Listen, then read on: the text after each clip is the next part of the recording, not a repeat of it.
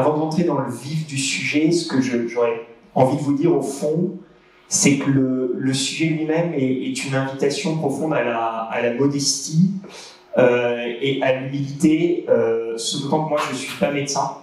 J'ai jamais été confronté aux réalités qui ont été décrites dans ces vidéos. Et en réalité, je ne sais pas ce que c'est que la souffrance. En tout cas, je le sais qu'à très très faible échelle. Donc évidemment, je vais décrire de manière un petit peu brute l'état du droit, puisque j'interviens en tant que juriste, mais de façon quelque peu désincarnée, faute au fond de confrontation à la réalité de ce que peuvent être la profession de médecin et leur quotidien.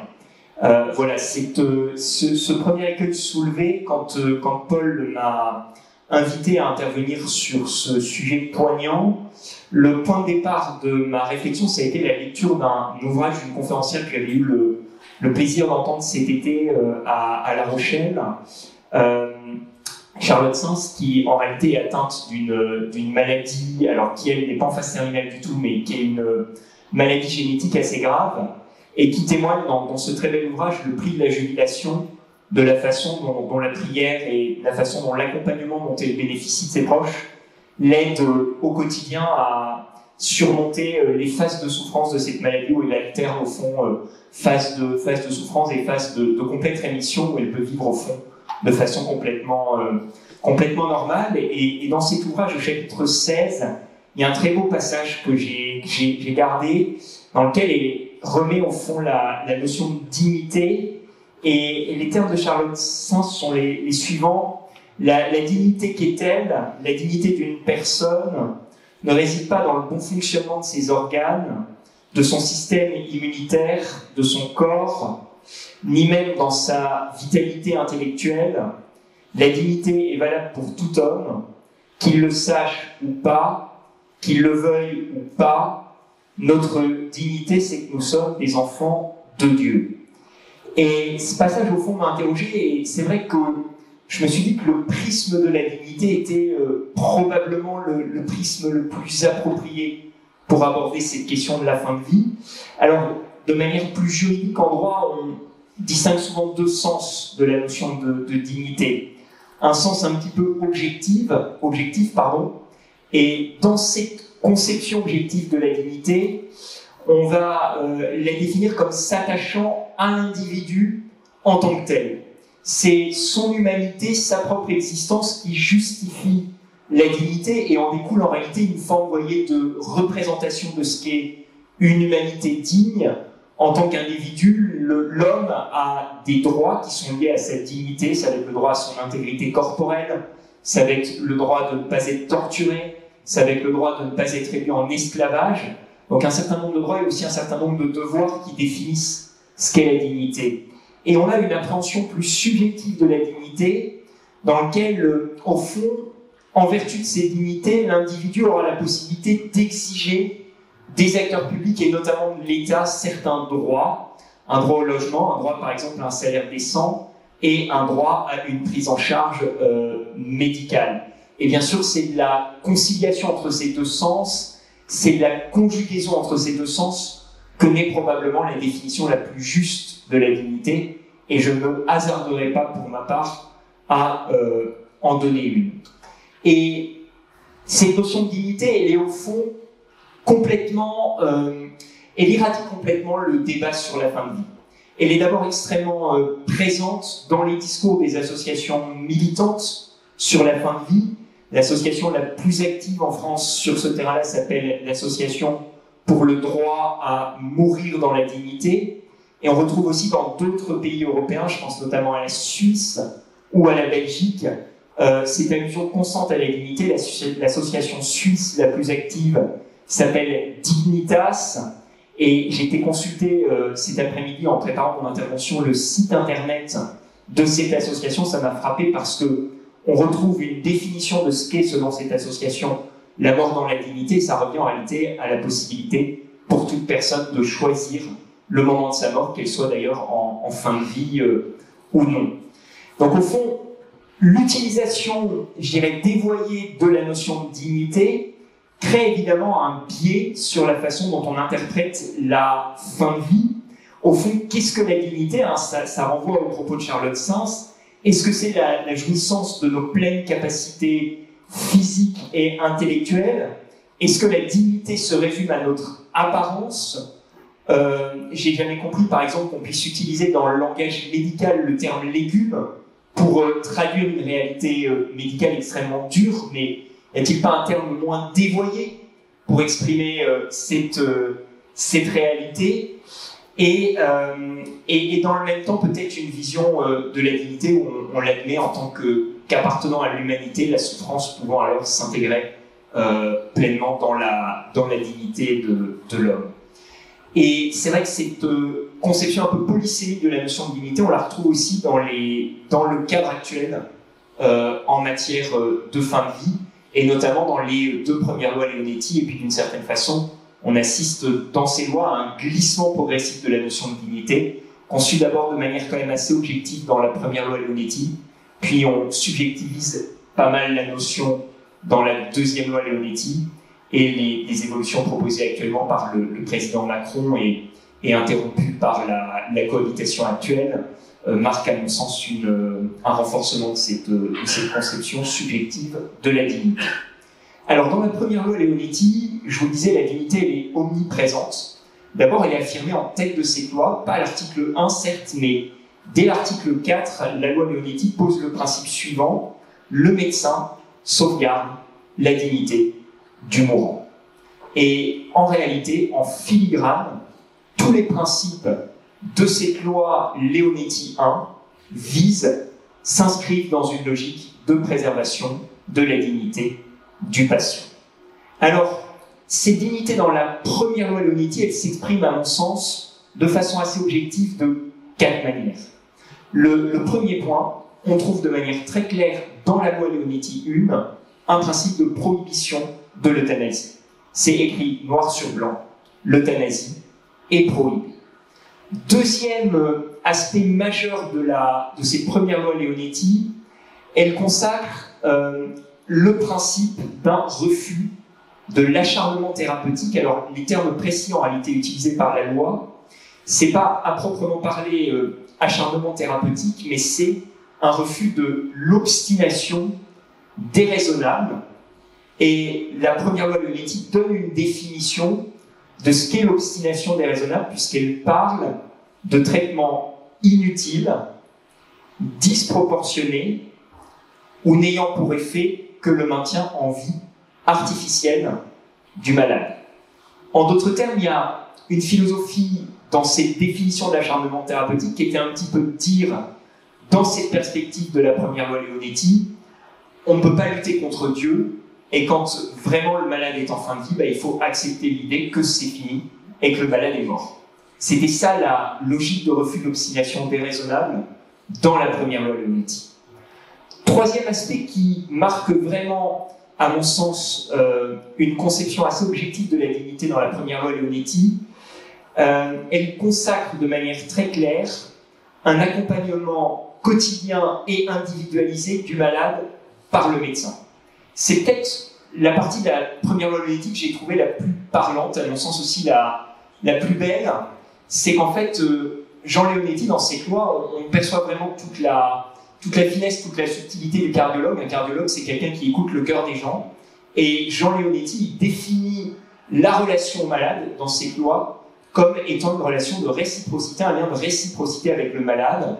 Le médecin n'ayant pas seulement vocation à être un thérapeute, qui fixe des principes médicaux, mais ayant aussi quelque part vocation à accompagner psychologiquement le malade, à le suivre au quotidien et à écouter sa souffrance. Et puis il y a un quatrième aspect qui est peut-être le plus important, qui est consacré dans cette loi Leonetti, qui est celui de la protection du malade contre la souffrance physique et psychique par tous moyens médicaux et humains. En réalité, la loi Leonetti consacre pleinement les soins palliatifs et elle marque une volonté de donner aux soins palliatifs une pleine portée. Les soins palliatifs, on a eu des extraits qui expliquent pleinement ce que c'est, des soins actifs et continus ayant vocation à soulager la souffrance physique, mais aussi la souffrance psychique du malade. et ils sont pour le coup pleinement consacrés dans ces premières lois Leonetti. Cependant, quand on regarde de près cette loi, elle portait déjà les germes en réalité de la deuxième et d'une forme de subjectivisation de l'appréhension de la fin de vie. Deux points, à mon sens, un petit peu sensibles dans cette loi Leonetti. Le premier, alors ça s'inscrit quand même dans le prolongement de l'écoute du malade, mais de façon un petit peu plus forte.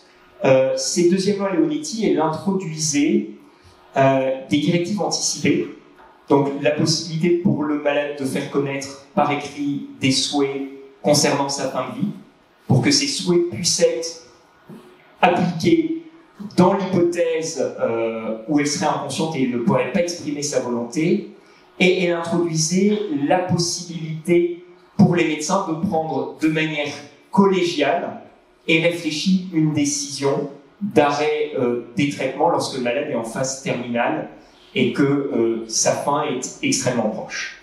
Voilà, donc vous voyez, on a une loi qui était plutôt une loi d'équilibre, assez fine, dans lequel la dignité du malade était rappelée comme un fondamental absolument incontournable, avec également dans cette loi le principe que le médecin demeurait au fond toujours maître des choses et que c'était lui quelque part qui décidait à un moment donné, quand vraiment l'acharnement thérapeutique n'avait plus de sens, effectivement ces décisions d'arrêt des traitements. Ça, c'était l'étape du droit, donc en 2005, dans la première loi Leonetti. Et puis on a eu en réalité une deuxième loi Leonetti, une loi Leonetti-Claes, dont on a souvent dit qu'elle était, Claes étant le nom du deuxième auteur de la loi, dont on a souvent dit qu'elle était au fond une loi de prolongement de la première. En fait, quand on regarde de près, on est quand même sur un glissement qui, moi en tout cas, me paraît assez symptomatique. D'abord, la loi Leonetti 2, si je puis dire, elle change pour moi trois choses, mais ces trois choses sont essentielles. Il n'y a pas eu de changement de texte d'ailleurs, hein, c'est les mêmes articles que la loi Leonetti 1 qu'on a modifié.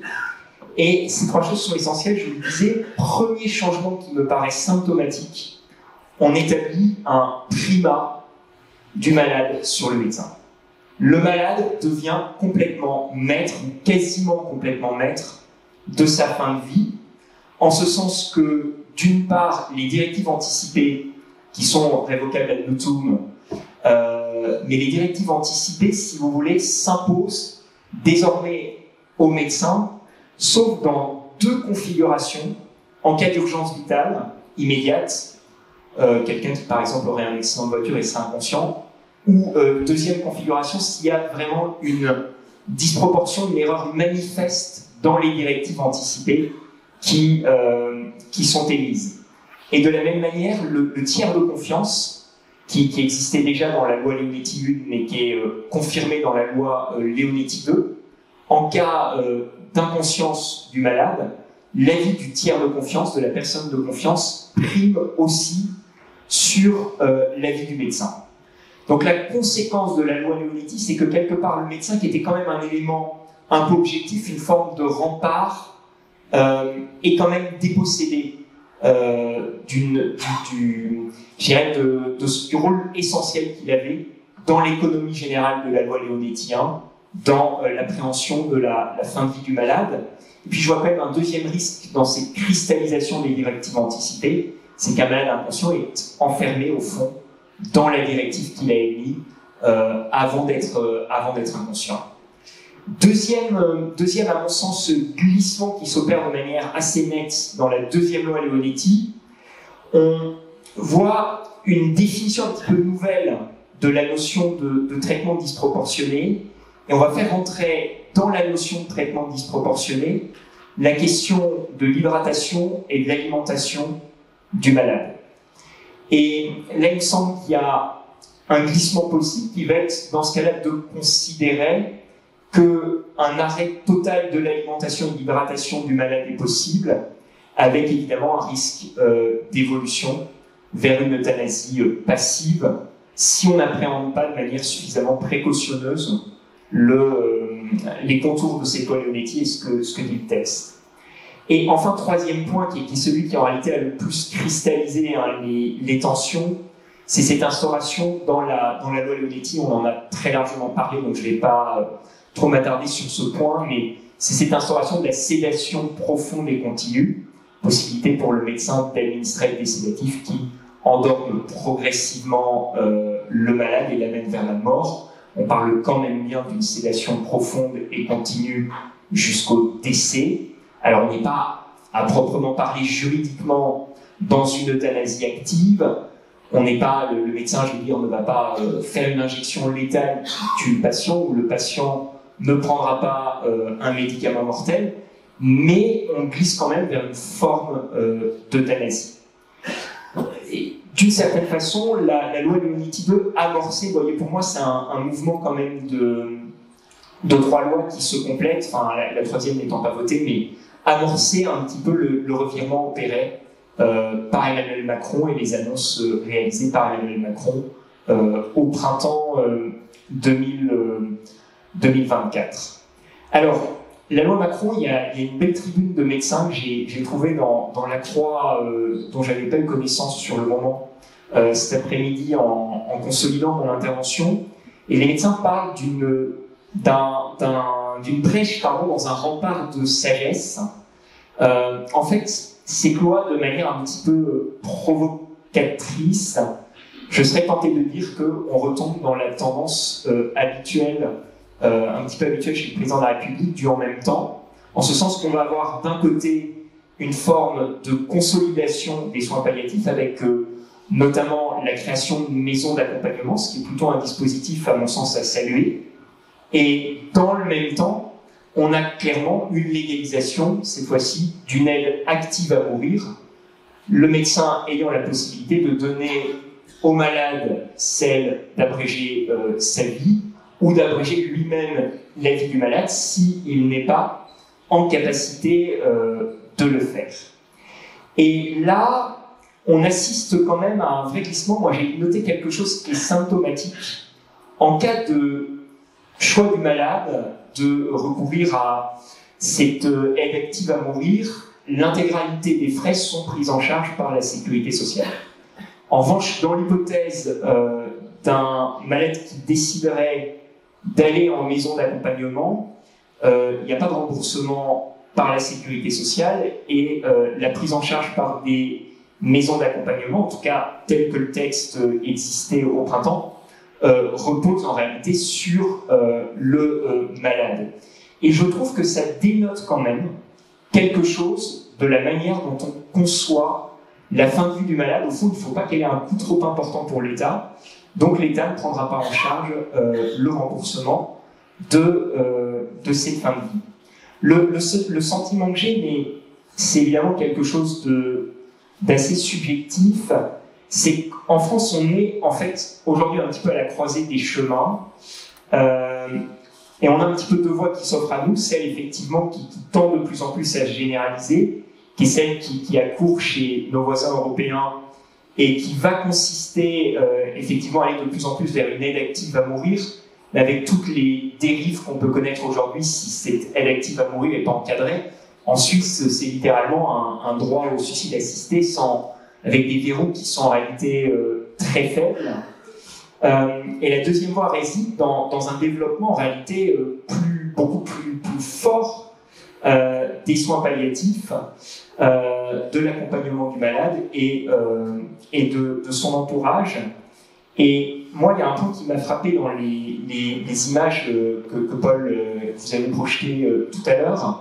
Quand on écoute le malade, on comprend que certaines situations causent des souffrances qui sont au fond indicibles, et on ne peut pas se projeter dans la peau de souffrance qu'on n'a pas vécue, mais on sent aussi chez les malades une intention profonde au fond d'être aimé, d'être entouré, d'être écouté, d'être accompagné par les médecins, par les proches, et je crois qu'au fond c'est peut-être cette priorité-là qui doit dominer, et ça me renvoie à cette phrase de Peggy: la seule force, la seule valeur, la seule dignité de tous, c'est d'être aimé. Et je crois qu'au fond, ça résume bien, à mon avis, la croisée des chemins qui se joue actuellement. Bonsoir et merci beaucoup pour votre invitation. Alors en fait, moi, je viens surtout pour répondre à des questions autour de, voilà, de ce qui se passe en soins palliatifs, d'expériences dans notre pratique. Et c'est vrai que le film qu'on a vu, je trouve, présente beaucoup mieux que ce que j'aurais pu raconter. Donc, peut-être que je ne vais pas trop m'attarder et être plutôt disponible pour vos questions. Et du coup, je vous ai donné des idées de questions. Ce n'est pas parce qu'il faut poser celle-ci et que j'ai préparé les réponses. C'est parce que c'est des questions que j'entends souvent. Mais je vais continuer ma présentation. Mais je vous propose de les préparer et toutes les questions, puisque c'est ça qui est intéressant, qu'on puisse vraiment poser les questions qu'on a en tête. Du coup... effectivement, quand on parle des soins palliatifs, en fait, souvenons-nous que nous allons parler de la mort. Bravo d'être là ce soir, parce que forcément, ce n'est pas un sujet dont on a toujours envie de parler. Et puisque, voilà, dans la théorie, on peut toujours se dire que oui, on est prêt à en parler, mais c'est quand même toujours un sujet qui fait peur. Et c'était très intéressant d'entendre ce patient dire, ben voilà, la réalité, c'est que c'est ça qu'on vit tous. Alors quand on n'est pas malade, on est tous immortels. Et voilà, quand on y sera, on se souviendra et on expérimentera cette peur. Mais la vraie question, c'est que avant d'être mort, on va mourir. Il va y avoir le moment du mourir et de la fin de la vie. Je vous propose peut-être deux petits rappels d'histoire pour terminer par des histoires de patients. Le premier rappel historique, c'est l'histoire de la place de la mort dans notre société. Je pense que pour certains d'entre vous, vous vous souvenez d'avoir accompagné des grands-parents, des grands-tantes à la maison ou à l'hôpital, mais peut-être à la maison. Vous vous souvenez de ce qui s'est passé, vous vous souvenez que les familles, les voisines étaient là, le prêtre, les enfants aussi, et vous vous souvenez que c'était normal à la fin de ne pas manger, de ne pas appeler le SAMU quand on commençait à mal respirer. Mais il n'y a plus beaucoup d'entre nous qui avons cette expérience-là, parce que on ne meurt plus tellement à la maison. Maintenant, on meurt à l'hôpital, beaucoup en EHPAD, et pas dans le cercle familial. Et puis, en plus, le cercle familial, il s'est beaucoup réduit, et le cercle de voisinage aussi. Donc, on a beaucoup moins cette expérience de la proximité de la mort et surtout du mourir. Un autre petit rappel historique, c'est que le siècle qui vient de se terminer, là, le XXe siècle, c'est le siècle des progrès fulgurants de la médecine, qui a permis bien sûr de beaucoup repousser la mort et de beaucoup plus maîtriser toutes les étapes de la vie, du début jusqu'à la fin. Alors l'hématologie du père Bruno Cazin, c'est un exemple caricatural des progrès phénoménaux qui ont été possibles. Mais du coup, ça a changé complètement notre rapport commun de société à la maladie et à la mort, parce qu'on a de plus en plus pensé, cru, espéré qu'on allait ne plus être malade et peut-être ne plus être mortel. Et on a de plus en plus demandé à la médecine de tout, si ce n'est tout guérir, en tout cas tout organiser, tout maîtriser. C'est comme ça que dans notre rapport à la mort, d'abord, cette mort, elle a été de plus en plus cachée, surtout de plus en plus déplacée à l'hôpital et extrêmement médicalisée. Et c'est devenu une affaire de la médecine. Et c'est devenu même un échec de la médecine et un reproche à la médecine. Alors qu'en fait, c'est pas très médical, hein, la mort. C'est notre grande histoire à tous, c'est l'histoire de toutes nos sociétés humaines. C'est vraiment notre histoire humaine autour de laquelle la plupart de nos sociétés, nos cultures se construisent. Voilà, en fait, c'est notre histoire à tous. Ça, c'était des petits rappels historiques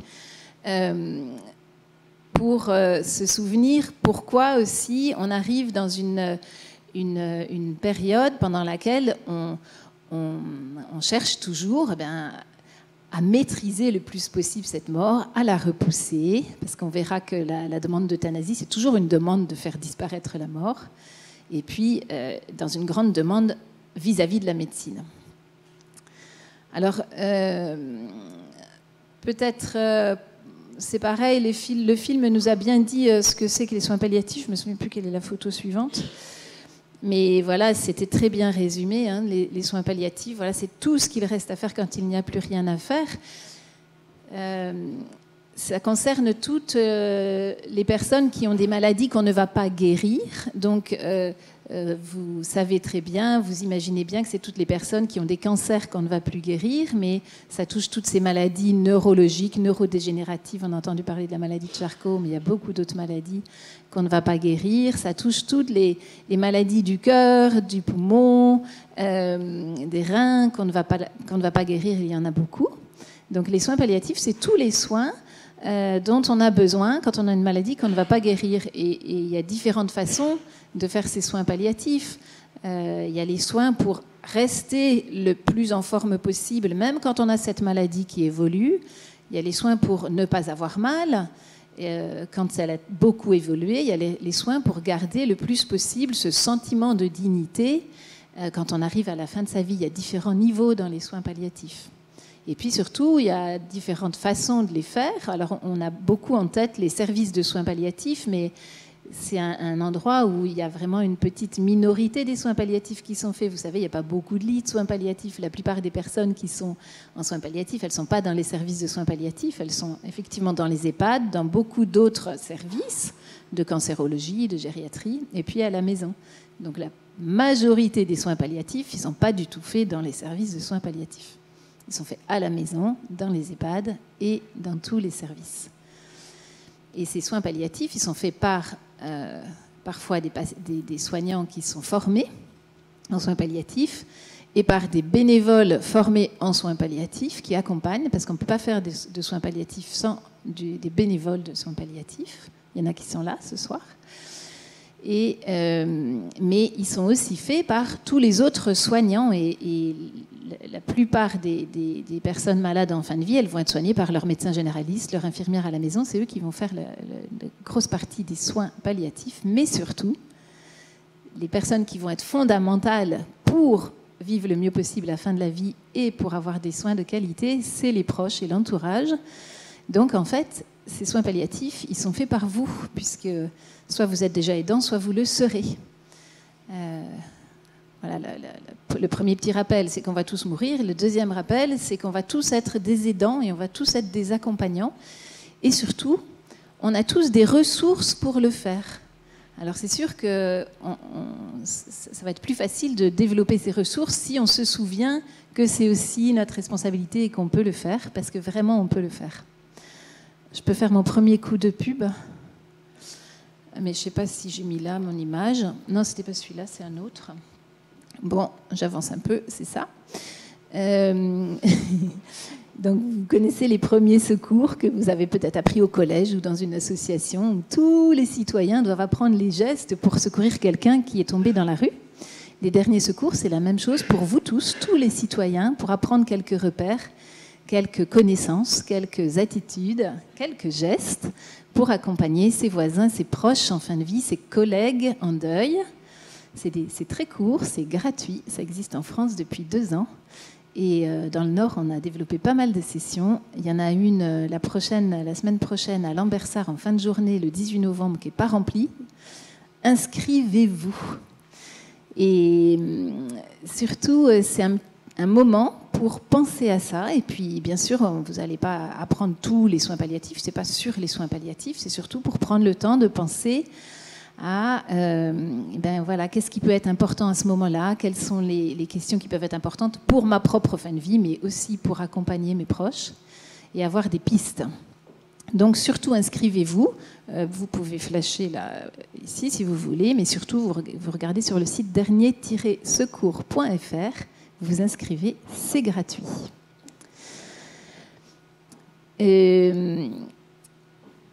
Peut-être pour terminer un peu sur les soins palliatifs, tout ce que les soins palliatifs ne sont pas, donc vous avez compris, c'est pas que pour la fin de la vie, pour les derniers jours. Ça peut être pour les derniers mois, même quelquefois les dernières années de la vie. Quand on a une maladie de Charcot, quand on fait le diagnostic, on sait qu'on ne pourra pas guérir, on sait qu'on est en soins palliatifs, mais quelquefois on vit quelques années. Ça n'est pas qu'à un âge donné, hein, ça touche tous les âges de la vie. Évidemment, malheureusement, les enfants aussi. Ça n'est pas que pour la personne malade, mais c'est aussi pour ses proches. Les soins palliatifs, c'est pas que la sédation. C'est d'ailleurs pas beaucoup la sédation. Je pourrais vous en redire quelques mots. Voilà un petit peu dans les idées reçues. Est-ce que je peux aussi redire un petit mot sur la loi, puisque c'est un grand sujet de discussion, la loi. Merci beaucoup pour votre présentation, Monsieur de Bonaventure. A priori, Paul, le projet de loi, là, il est fixé pour dernière semaine de janvier, première de février. C'est ça les dernières choses qu'on sait. Mais on ne sait pas sous quelle forme, c'est pas dit. C'est pas encore dit qu'ils reprendront. Bien sûr, le député qui l'apporte, il veut que ce soit repris au niveau où ça en était, mais ça, on ne le sait pas encore. D'accord. D'accord, on le saura là. C'est sûr que, comme dans le débat public, on entend beaucoup parler de la loi, on a l'impression que la question des soins palliatifs, c'est une question de loi. Il se trouve que la loi, elle est fondamentale pour apporter un cadre. Mais la loi, c'est pas la loi qui soigne, hein, c'est pas la loi qui s'assied à côté de la personne malade, ni même qui prescrit, ni même qui dit au médecin comment soigner. Et j'ai eu la chance d'être invitée à un cours avec des étudiants en master de droit en santé là, qui m'ont dit on sait que c'est très difficile pour les médecins d'appliquer la loi. Mais non, pas du tout, c'est pas du tout difficile d'appliquer la loi. Ce qui est difficile, c'est de soigner. Et effectivement, la vraie question là, pour les soins palliatifs aujourd'hui, c'est pas quelle loi il faut faire, c'est comment on soigne et comment on va développer ces soins. Il n'empêche qu'il y a une très grande revendication, une très grande demande autour de l'euthanasie ou du suicide assisté et d'une loi qui le permettrait. Donc c'est quand même ce qui est central dans le débat, c'est cette fameuse loi. Moi, je voulais un petit peu redire notre regard sur ces lois-là quand on est dans la pratique. Ce qu'on a bien repéré, c'est que la loi de 2005, qui est donc la loi Leonetti, c'était une loi adoptée à l'unanimité, avec un consensus transpolitique, transpartisan, qui était une loi vraiment réclamée, notamment par les soignants, mais vraiment pour améliorer la possibilité de pratiquer des soins. Donc, vous l'avez bien redit, hein, les deux grands messages de cette loi, c'est l'interdit de l'euthanasie et l'interdit, le refus de l'acharnement thérapeutique. C'est très fondamental, effectivement. Et bien sûr, dedans, il y a d'autres éléments de la loi de 2005, de la loi Leonetti, qui ont permis vraiment que les soins palliatifs se développent dans un cadre légal. Alors, ils existaient déjà, mais ça a permis vraiment d'asseoir le cadre légal. Et la loi de 2016, elle n'est pas arrivée parce qu'il y avait un besoin de soins, un besoin de développement de la loi pour pouvoir pratiquer des soins. Ça a été, la loi de 2016, elle a été promise dans une campagne présidentielle. C'est une loi qui est très politique, celle de 2016. Ce n'est pas du tout le même contexte dans lequel elle a été proposée. Effectivement, plutôt dans le cadre d'une promesse électorale de loi sur l'euthanasie. Et donc cette loi de 2016, elle interdit toujours l'euthanasie. Et vraiment dans notre pratique, cette question du droit du patient qui peut demander la sédation profonde et continue jusqu'au décès, on la vit presque comme un effet d'annonce, parce qu'il n'y a pas des choses très nouvelles. Par contre, ce qu'elle confirme encore plus, alors c'était intéressant d'entendre votre regard sur ces deux visions de la dignité. Et ce que nous, on remarque beaucoup, c'est qu'une valeur centrale des deux lois, mais qui est très accentuée dans celle de 2016, c'est la valeur fondamentale dans notre société de l'autonomie, qui est devenue la grande valeur à partir de laquelle on discute toutes ces lois. Déjà dans la loi Leonetti, c'était ça qui était central. Et vous l'avez bien redit en 2016, encore plus, comme si c'était finalement la seule valeur à partir de laquelle on devait réfléchir la fin de vie. Et dès l'introduction de cette notion des directives anticipées, qui sont très intéressantes, les directives anticipées, c'est le moyen pour les personnes qui le souhaitent d'écrire ce qu'elles souhaitent ou surtout ce qu'elles refusent pour la fin de leur vie.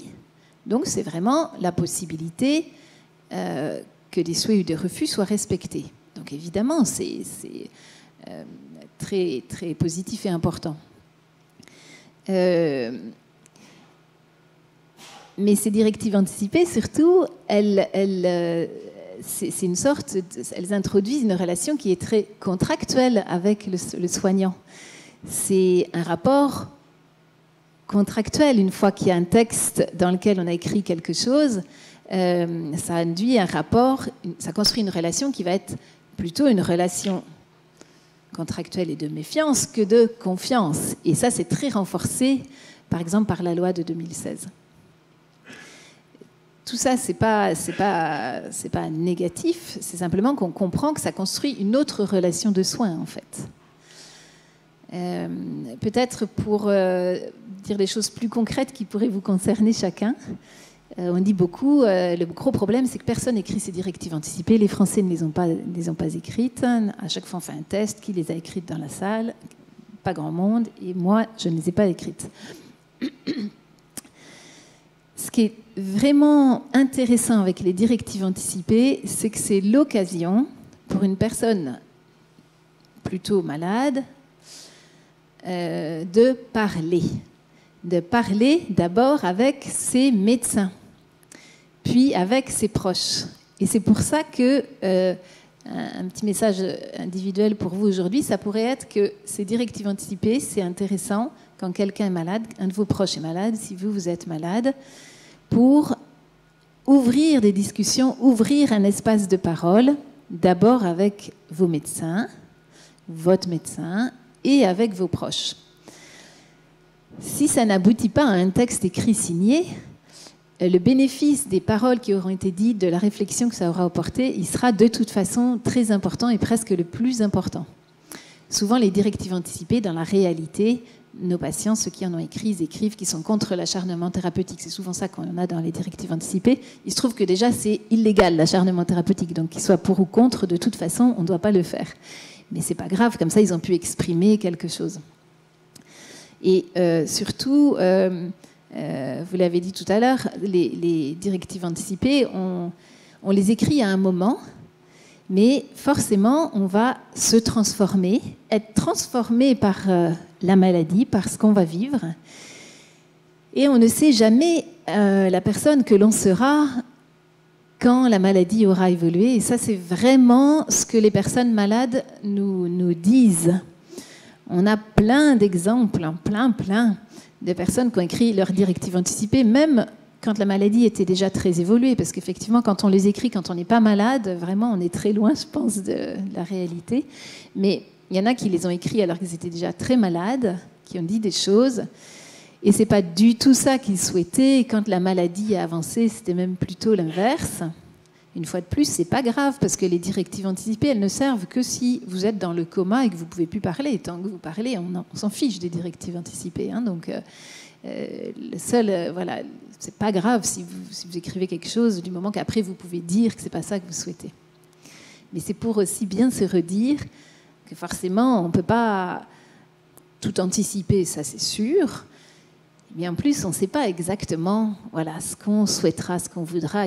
J'ai un très bel exemple d'une dame qui avait dit qu'elle voulait, bien sûr, ne pas souffrir, évidemment, avoir tous les traitements contre la douleur dès qu'elle avait mal, évidemment, être endormie si elle souffrait, avoir la sédation si elle avait des douleurs importantes, et qu'elle voulait mourir plutôt endormie pour ne pas souffrir.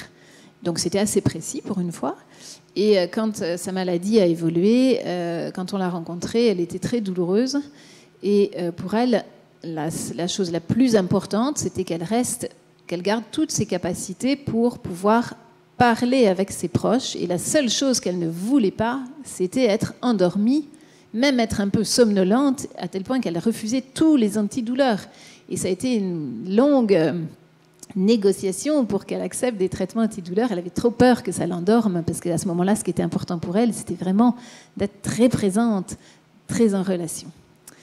Et elle disait qu'elle supportait ses douleurs. Bon, ceci dit, elle a quand même eu des antidouleurs. Voilà, on essaye quand même. Voilà.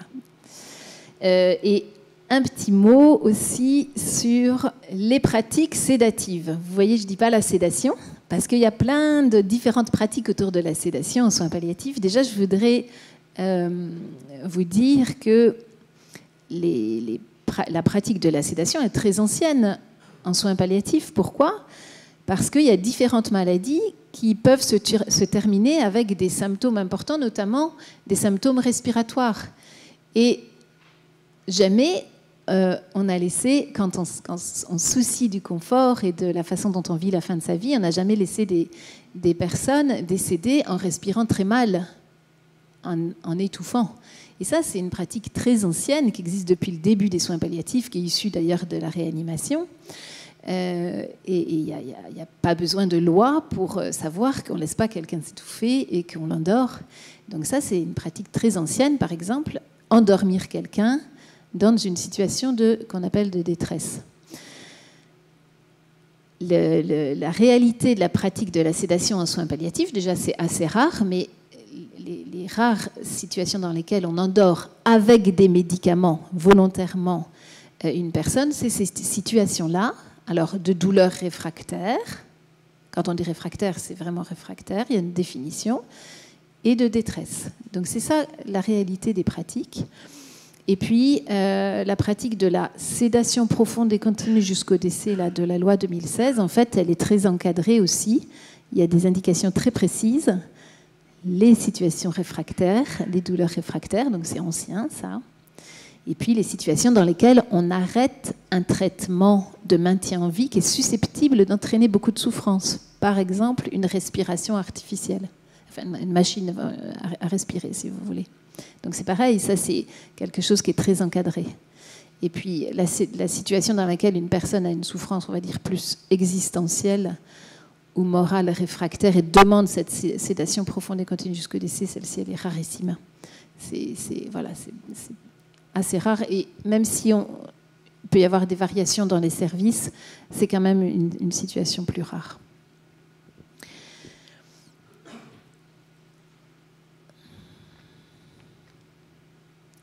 Peut-être que je vais vous raconter 2 histoires, comme ça après je vais laisser la parole à Bruno.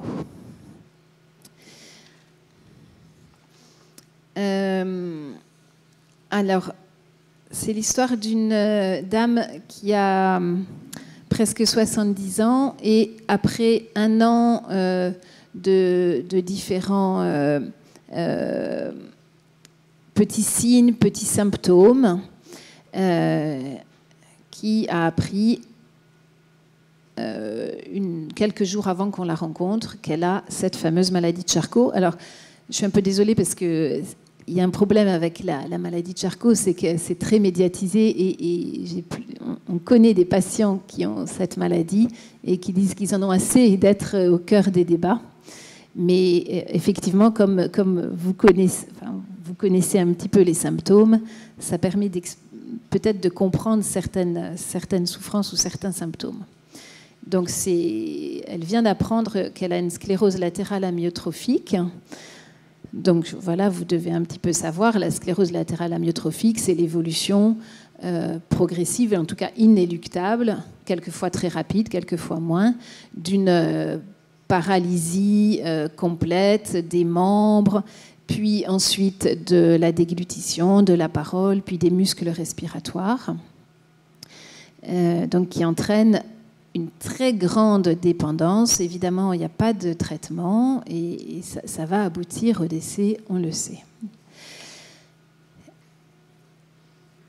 Elle était institutrice, cette dame. Elle est mariée depuis plus de 50 ans. Ils n'ont pas d'enfants avec son mari. C'est une dame qui nous dit qu'elle a toujours été très anxieuse et ils ont tout organisé leur vie pour que tout soit bien maîtrisé, programmé au quart d'heure près, parce que comme ça limite son anxiété. Ça, c'est dans sa vie normale. Et elle apprend qu'elle a la sclérose latérale amyotrophique. Pour elle, c'est plus qu'un grand choc. Elle nous redit bien, pour moi, c'est comme une bombe. Je ne peux pas vivre avec ça. Ma vie est impossible. Je ne peux pas vivre. Je veux mourir. Il faut me faire quelque chose le plus vite possible. Je ne peux pas vivre avec ça. Je veux que vous me fassiez une piqûre. Je ne peux pas vivre avec ça. Son mari, qui est dans un choc à peu près identique, nous dit qu'il ne la laissera pas souffrir. Et puis quand nous les rencontrons, il nous dit « Je vais la tuer ». Il nous dit ça. Alors c'est vrai que c'est pas souvent comme ça qu'il s'est exprimé, mais là il nous le dit comme ça. Voilà, on est dans cet énorme choc, une souffrance très importante. Ça n'a pas de sens de toute façon. Je vais rester paralysée, ça sera de pire en pire. Qu'est-ce que je vais vivre? Et quand on la rencontre, elle a déjà une certaine paralysie des jambes et des bras. Elle est déjà quand même alitée presque tout le temps. Et elle est dans une souffrance très très importante. Alors voilà, il y a tout un accompagnement qui est débuté avec les neurologues, puis l'équipe de soins palliatifs dès le diagnostic. Et elle rentre à la maison.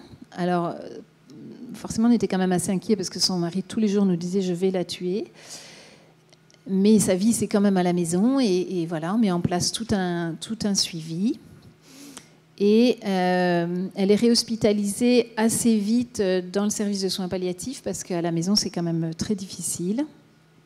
Et puis, on l'accompagne dans le service. Donc, quand même, avec les soins palliatifs les plus, avec des personnes formées, un petit peu les plus experts. Et en fait, au bout de quelques semaines, on arrive à commencer à pouvoir l'accompagner plus psychologiquement, à ce qu'elle dise beaucoup plus quelles sont ses peurs, quelles sont ses angoisses. Elle continue de nous dire tous les jours qu'elle ne veut pas vivre ça. Et puis qu'elle a très peur de mourir. Et en fait, la demande de mourir, elle est vraiment remplacée par l'expression de sa très grande peur de mourir. Au début, c'est vraiment compliqué, même dans la relation de soins. Et puis tout ça, ça change tout doucement.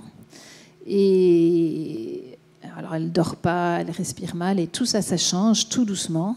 Pas du jour au lendemain, hein. Voilà, ça se fait doucement. Mais au bout de 2-3 semaines, il y a vraiment une relation de soins qui se construit avec elle, avec son mari. Et elle commence à dormir mieux, à se rendre compte qu'en fait, elle respire correctement, etc. Et à dire qu'elle se sent bien soignée, qu'elle se sent rassurée. Son mari ne pleure plus tout à fait du matin jusqu'au soir.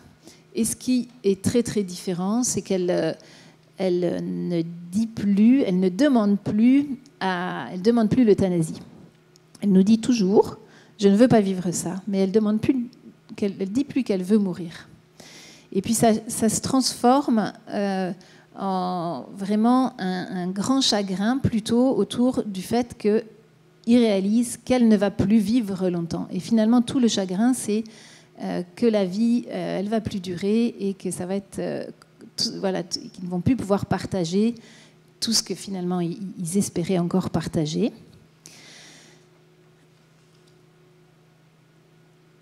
À un moment, elle a quand même exprimé le souhait de retrouver un peu sa vie à la maison. Elle est rentrée à la maison avec toute une organisation de soins. La condition pour elle de rentrer à la maison, c'était que nous, on devait s'engager. Elle disait, je ne veux pas souffrir et en tout cas, je ne veux absolument pas mourir chez moi. Je veux absolument mourir dans votre service ici. Donc, on s'est engagé à ça. Et effectivement, elle est revenue 3-4 mois plus tard. Et là, ça avait évolué. Et puis, elle est décédée là, dans notre service. Et ils ont vraiment pu vivre des choses à la maison où ils ont profité encore de leur vie. À chaque fois que nous, on l'a rencontrée, elle était très reconnaissante. Il y avait vraiment une autre relation de soins qui s'était construite. Mais à chaque fois, elle nous rappelait « je ne veux pas vivre ça ». Elle ne nous a plus jamais dit qu'elle voulait mourir, mais elle nous a dit à chaque fois « je ne veux pas vivre ça ». Je vous raconte cette histoire-là parce que j'ai trouvé que on en a beaucoup des histoires de demandes d'euthanasie où la demande d'euthanasie, elle n'est pas du tout restée quand on a fait des soins palliatifs. Mais là, ce qui est plus intéressant, c'est qu'on comprend qu'on n'a pas enlevé sa souffrance. On n'a pas apporté de solution. Bien sûr, on n'a pas enlevé la maladie, mais surtout, voilà, de nombreuses souffrances sont restées. Et malgré ça, elle n'était plus dans cette demande de mort. Et c'est un petit peu ça le témoignage de notre pratique. Alors, ça fait 21 ans que je travaille en soins palliatifs et on a accompagné beaucoup de demandes d'euthanasie. Et il y en a, moi, j'en ai encore pas rencontré qui sont restés quand on a vraiment apporté un accompagnement. Mais évidemment, on n'enlève pas tout, quoi, hein. On n'enlève pas toutes les souffrances. C'était beau la façon dont le médecin en parlait dans le film. Il n'a pas dit on supprime les souffrances, il a dit on apaise les souffrances. Et ça, je trouve que c'était vraiment comme ça qu'on pouvait le dire. Et puis pour terminer, puis je vais laisser le micro, c'est une autre histoire d'un jeune monsieur qui a dans la quarantaine, 40 et quelques, qui est... il a monté son entreprise, il est super dynamique, il a deux grands ados à la maison et on le rencontre après 2 ans d'un parcours très très difficile de cancer. Il arrive à la fin d'une évolution de cancer avec des métastases cérébrales qui entraînent les métastases cérébrales, des paralysies, mais aussi des difficultés à parler, des moments où il est confus, désorienté, plus tout à fait lui-même. Quand on le rencontre, alors en plus c'est une espèce il faisait une espèce de sport, je ne sais plus lequel, mais c'est comme le water polo, donc il est très baraqué, très musclé, c'est une espèce de force de la nature. Et il m'explique, voilà, jusqu'à il n'y a pas tellement longtemps, c'est moi qui montais mes 2 ados, alors les ados étaient baraqués aussi, il les montait à bout de bras dans leur chambre pour plaisanter, et il dit, depuis quelques mois, mes ados me traînent parce que moi je ne peux plus marcher, parce que je ne sais plus le faire, je ne connais plus les gestes. Ou alors aussi la raison pour laquelle il est arrivé à l'hôpital, c'est que c'était tellement difficile de prendre en charge un petit peu tout son handicap et tous les moments où lui était plus lui-même et très, très désorienté, que les relations se sont beaucoup dégradées avec sa femme et qu'elle était épuisée et qu'ils ne pouvaient plus avoir des relations familiales qui ressemblaient à leur vie de famille. Donc il est arrivé à l'hôpital comme ça. Et puis voilà, là aussi il y a eu tout un moment vraiment d'apaisement, parce que il pouvait à nouveau être que dans le souci du temps ensemble, sans que les soignants, nous, on prenait en charge un petit peu tout ce qui était plus difficile. Et en plus, il était très, très drôle parce qu'il nous racontait tout ce qui lui arrivait avec sa sonde urinaire, avec ses couches. Et ça, c'est le petit message encore pour chacun de nous et de vous. C'est que quand on est malade, à un moment, on met des couches. Voilà, ça, on se souvient. Et ça fait partie des limites de notre condition humaine. C'est qu'à un moment, on est dans cette dépendance-là. Il nous racontait tout ça en plaisantant. Et puis... après, son état cognitif s'est pas mal encore dégradé. Et il est décédé dans le service, très entouré. Sa femme, elle était beaucoup avec lui, et toute sa famille et ses enfants. Et après son décès, sa femme, elle nous a dit, elle nous a beaucoup remercié en disant que ce qui était formidable, c'est que les dernières années de sa vie, les dernières années de la vie de son mari, elle a vraiment retrouvé son mari tel qu'elle l'avait connu, tel qu'elle l'avait aimé, tel qu'il était. Et ça avait permis qu'ils retrouvent vraiment cette relation conjugale qu'ils avaient. Alors que je vous rappelle, il était paralysé, souvent désorienté, avec ces fameuses couches, et qu'elle nous a dit « je l'ai retrouvé ». Et ça, c'est un peu pour terminer. En fait, c'est ça notre condition humaine, c'est que on est dans la dépendance, on va mourir dans la dépendance. Et c'est une des grandes questions qui est posée par le débat autour de l'euthanasie, c'est qu'en fait, c'est aussi un refus de la dépendance et du besoin qu'on a les uns des autres. Mais en fait, même quand on n'est pas malade, ça fait partie de notre condition d'avoir besoin les uns des autres, et forcément à la fin de la vie, ça sera le cas. Je pense que peut-être pour certains d'entre nous dans cette salle, on sera particulièrement concernés par le risque d'avoir longtemps oublié dans notre vie qu'on n'était pas très dépendant parce qu'on aura mené notre vie comme on le voulait, on aura décidé de notre vie. Mais voilà, on a besoin les uns des autres, on aura besoin les uns des autres, et on peut même être soi-même dans la dépendance. C'était ce que cette dame, elle nous avait témoigné. Merci pour le moment. Je reste à votre disposition pour les questions. Alors, j'ai accompagné des fins de vie et des débuts de vie, enfin des débuts de maladie en tout cas, donc pas seulement des fins de vie, mais de fait, en hématologie, un certain nombre de patients, parfois sur des durées très longues, qui se terminaient parfois par la mort tant que je les connaissais. Alors moi, ce qu'on m'a demandé de traiter, c'est, voilà, il s'est inspiré du titre de mon bouquin, mais c'est plus la dimension spirituelle de ce qui se vit au cours de la maladie et notablement en fin de vie. Alors le mot spirituel, on le comprend tous et on le comprend peut-être pas tous de la même façon, donc je vais essayer de mettre quelques mots pour être assez bref autour de cette expérience spirituelle. Bien sûr, il y a la question du sens. Il y a la question de l'unité de l'être, qui suis-je, du centre de l'être, de son intériorité, de ce qu'il y a de plus profond en nous, de ce qui fait cohérence en nous, dans notre histoire, dans notre personnalité. Bon, je vais m'arrêter là, mais on pourrait développer ça beaucoup. Quelque chose de l'ordre de la connaissance de soi.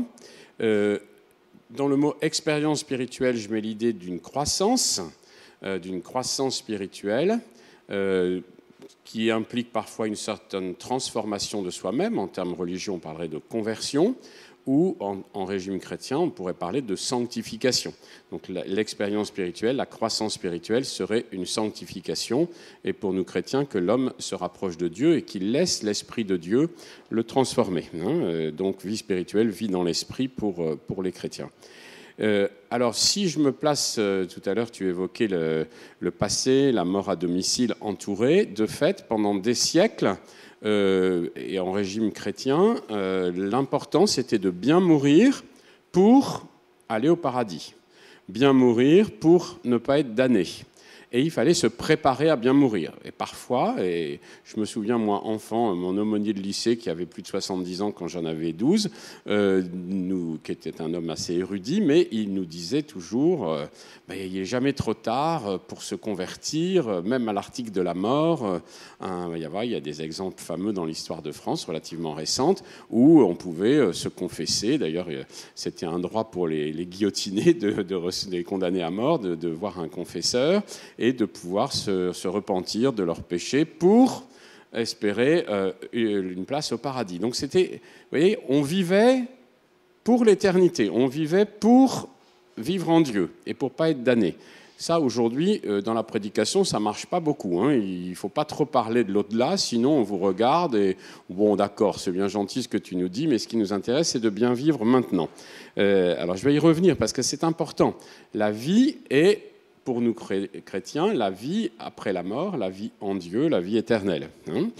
Mais il faut voir d'où on vient et les bouleversements culturels qui ont eu lieu ces dernières décennies avec les progrès de la médecine et puis une plus grande autonomie de l'homme.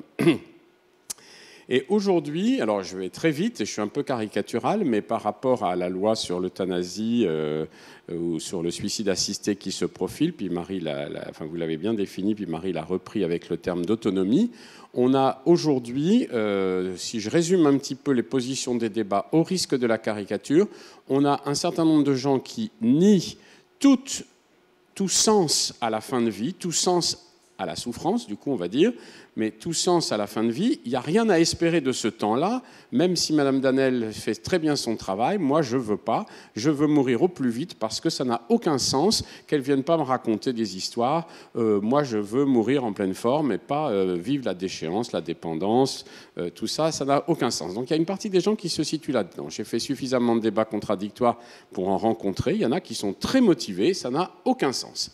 Et puis, il y a des gens, et j'en suis, qui pensent au contraire que cette période de fin de vie peut être une période, allez, je vais employer un terme chrétien, une période de grâce, une période où il se passe des belles choses, vous en avez été certainement parfois témoin. Alors, au risque d'enjoliver une période qui peut être quand même difficile. Et la difficulté n'empêche pas de belles choses. Quelquefois, les deux ensemble. Ça peut être une part de souffrance et une part de révélation de soi, de découverte que je vais essayer de préciser maintenant.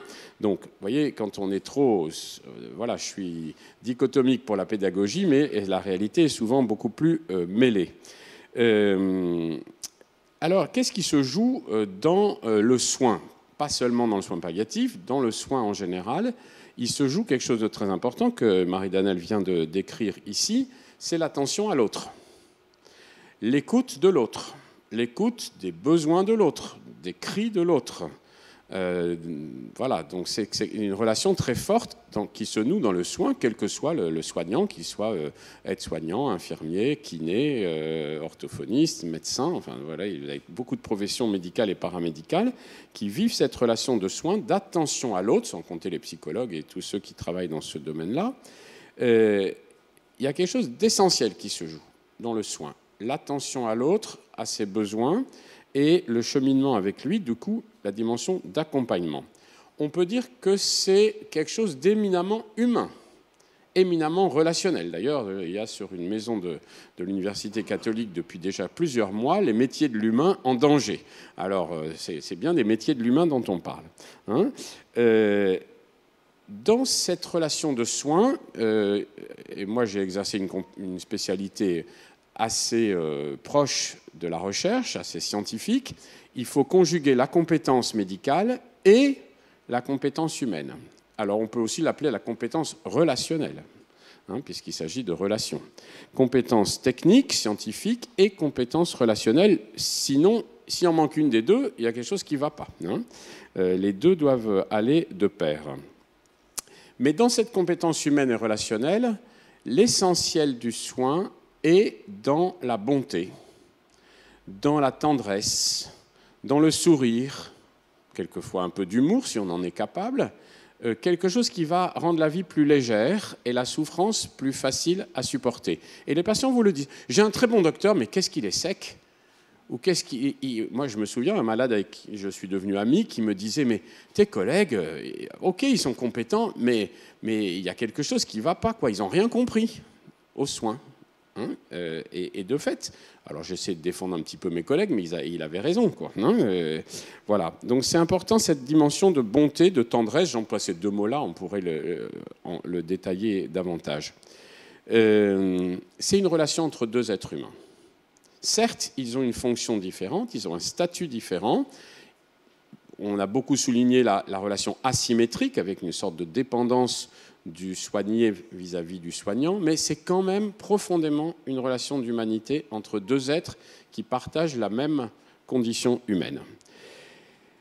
Et le malade, a fortiori le malade qui s'achemine vers la fin de vie, il peut vivre beaucoup de réactions psychologiques, de dépression, de révolte, de colère, de déni, tout ça, ça a été décrit, mais on peut souhaiter, on peut l'aider d'ailleurs à ça, de faire la vérité sur sa situation, moi, j'ai commencé médecine il y a déjà très longtemps, et au début, j'ai encore connu des patrons qui étaient dans le... On ne dit surtout pas la vérité qui fait mal, mais c'était la fin. Hein, mais j'ai été témoin de la fin de cette période-là.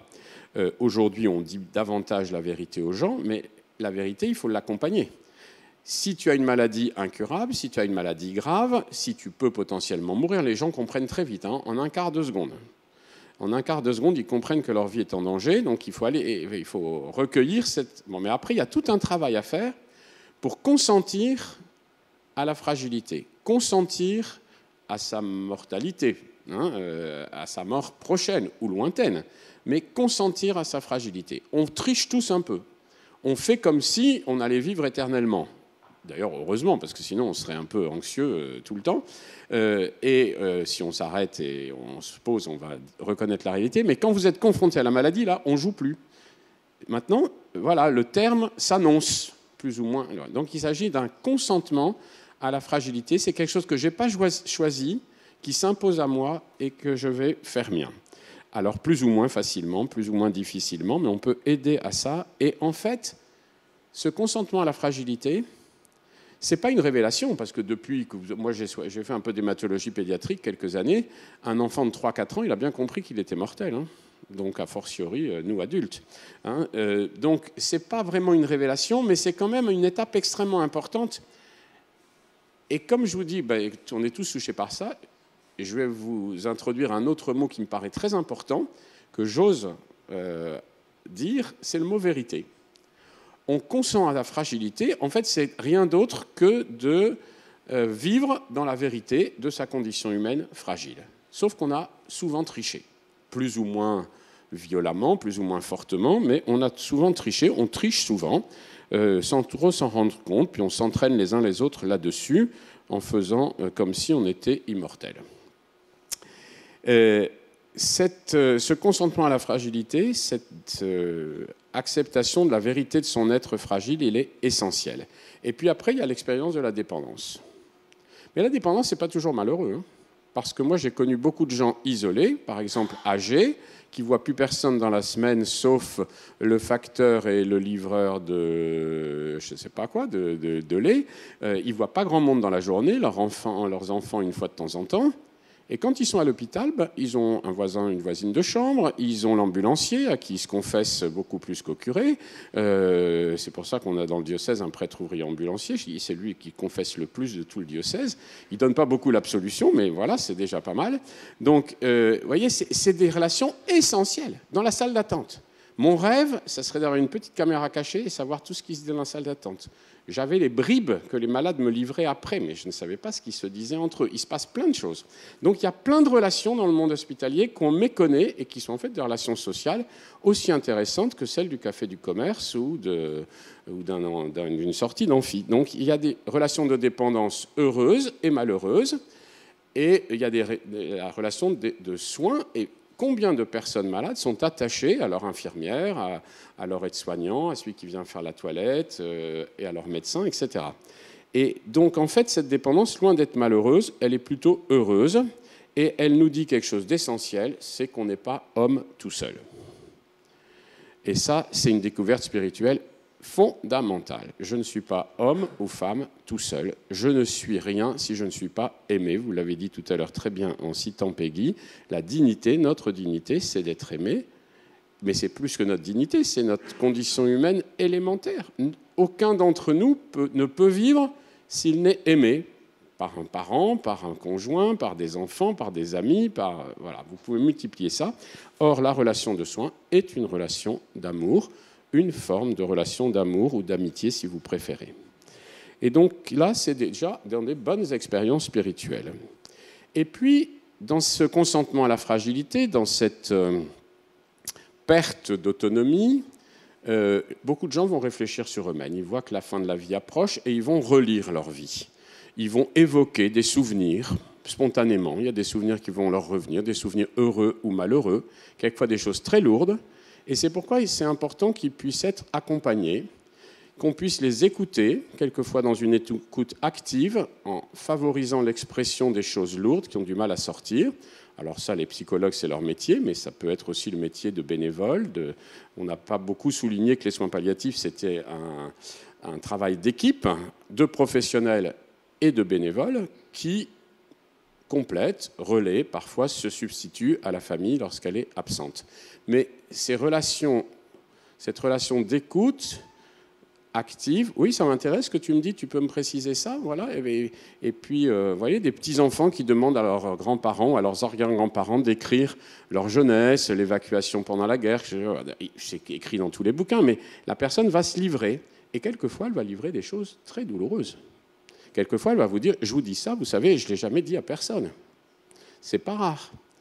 Et quelquefois, ces personnes vont vivre des véritables démarches de réconciliation parce que, vous savez, ça fait 40 ans que je ne parle plus à ma sœur, c'est quand même complètement idiot, on s'était séparés sur... voilà. Et puis, on va faire en sorte que la réconciliation soit possible. Et ce n'est pas exceptionnel, ce genre de choses. Donc là, on est dans l'expérience spirituelle forte, parce que vous avez quelqu'un qui reprend sa vie, qui relie sa vie, qui réunifie sa vie, et qui vient, en quelque sorte, guérir des chaînons manquants qui ont été comme des choses extrêmement douloureuses pour elle.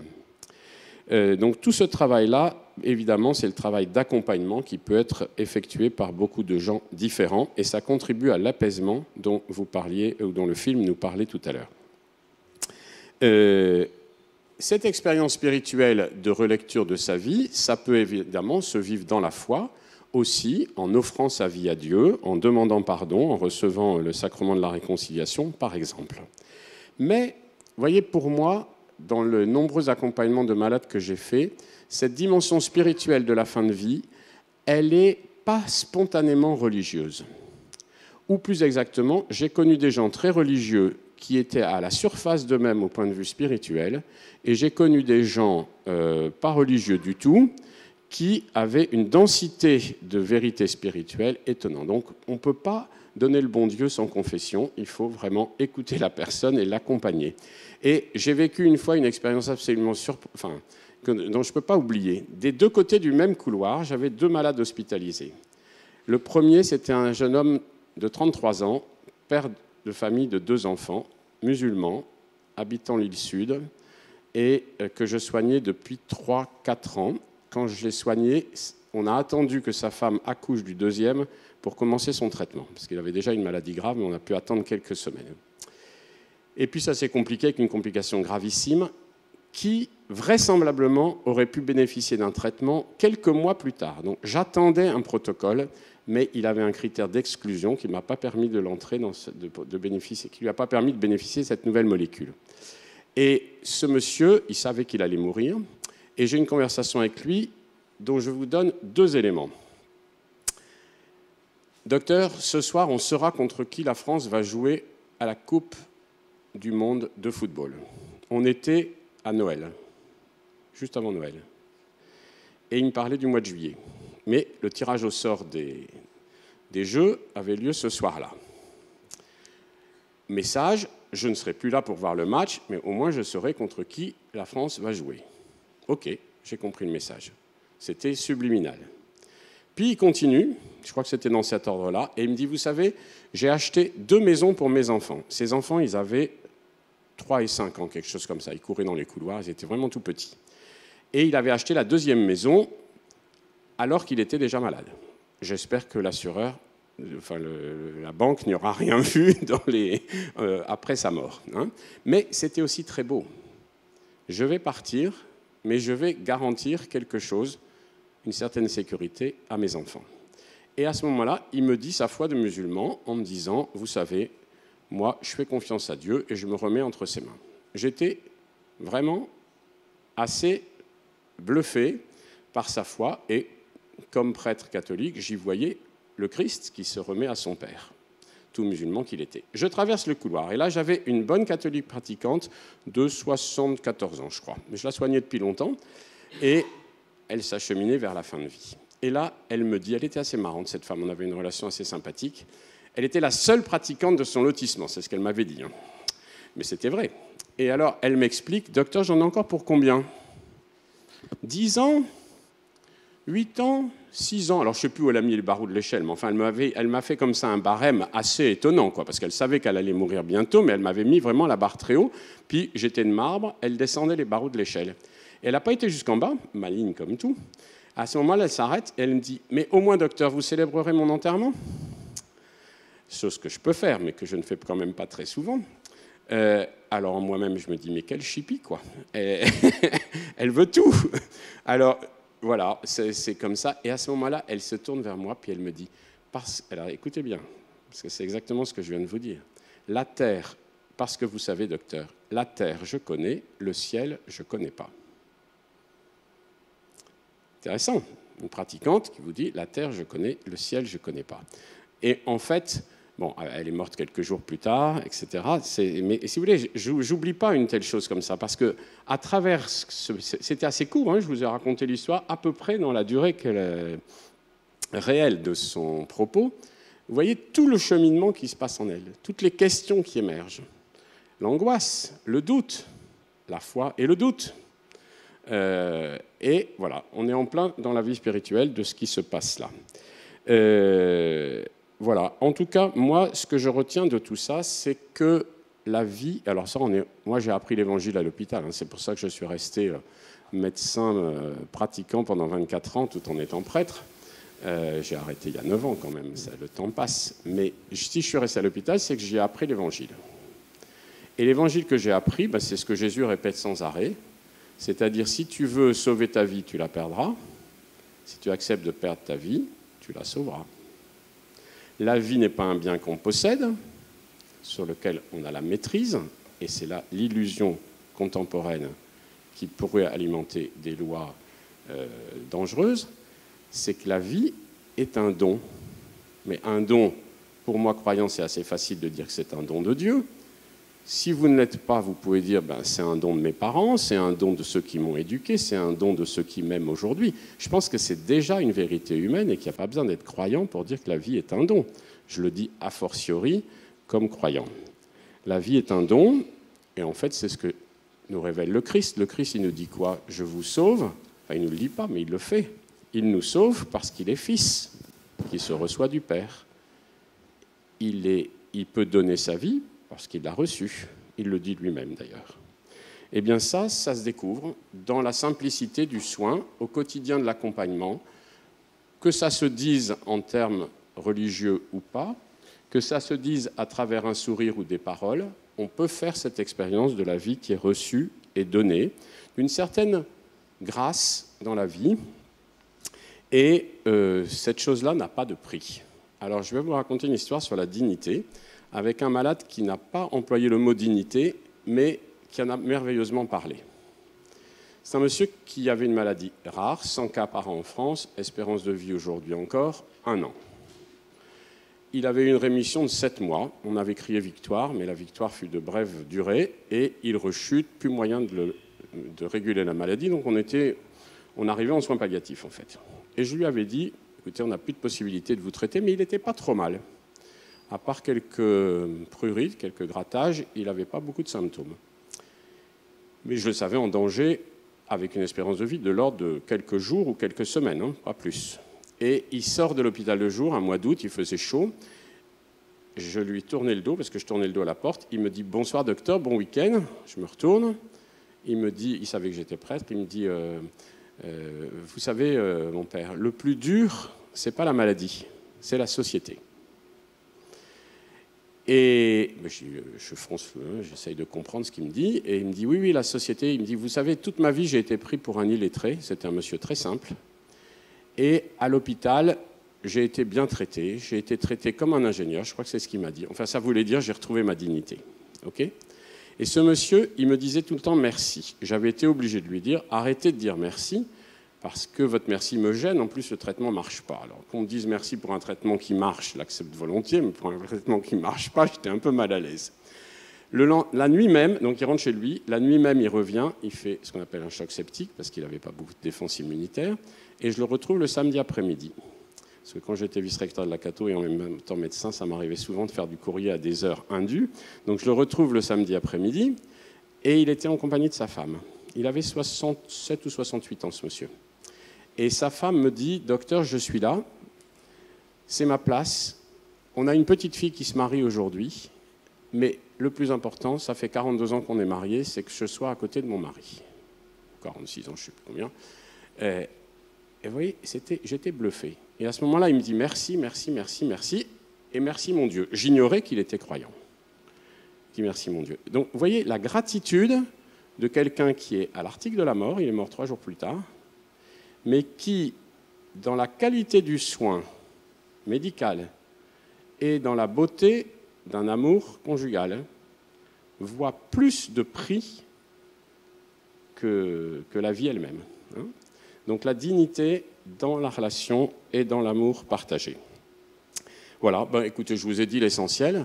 Moi, mon message, c'est que Dieu m'a donné rendez-vous à l'hôpital, mais qu'il donne rendez-vous à beaucoup de monde, qu'ils arrivent à formuler ça dans la prière ou pas, qu'ils le partagent ou non, mais en tout cas, dans la qualité d'accompagnement, y compris de l'accompagnement qui soit un accompagnement bénévole non confessionnel, ou a fortiori dans l'accompagnement que font les aumôneries d'hôpitaux, on peut essayer de faciliter l'accouchement, je dirais, à une vérité de son être et à une vérité heureuse d'une vie fragile qu'on reçoit de l'autre dans l'amour.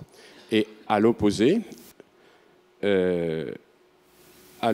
évidemment, la maîtrise de soi, enfin, l'illusion de la maîtrise de soi, l'autonomie portée comme absolue, me paraissent pas justes, déjà d'un point de vue anthropologique et a fortiori d'un point de vue spirituel. Je vais m'arrêter là car l'essentiel a été dit par mes collègues auparavant. Merci.